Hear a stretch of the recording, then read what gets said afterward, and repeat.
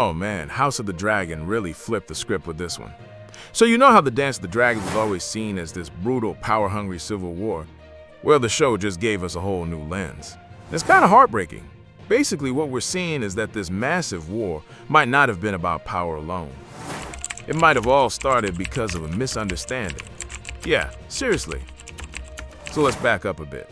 Otto Hightower had been scheming for years, trying to make sure his grandson Aegon II would end up on the Iron Throne. That part hasn't changed.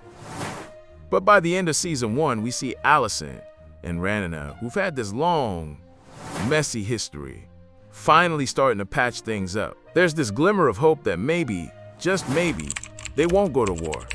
And then, boom, King Viserys dies. But not before he says something super important. He starts talking about Aegon's dream, the prophecy about the prince who was promised, the one who would save the realm. He thinks he's talking to Rhaenyra, his chosen heir. But no, he's actually speaking to Alicent. Here's the kicker. Alicent hears Aegon and thinks Viserys is saying her son should be king. She takes it as his dying wish. But what he really meant was to remind Rhaenyra of her duty.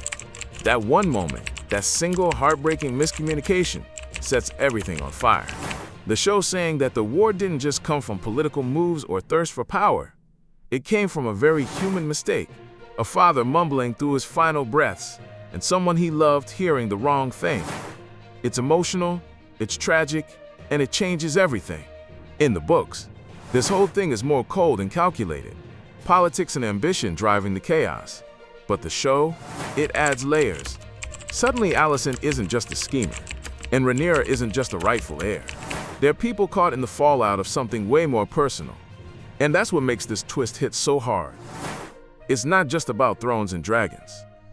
It's about how one misunderstood moment between two people can turn peace into war, and how the realm ends up paying the price.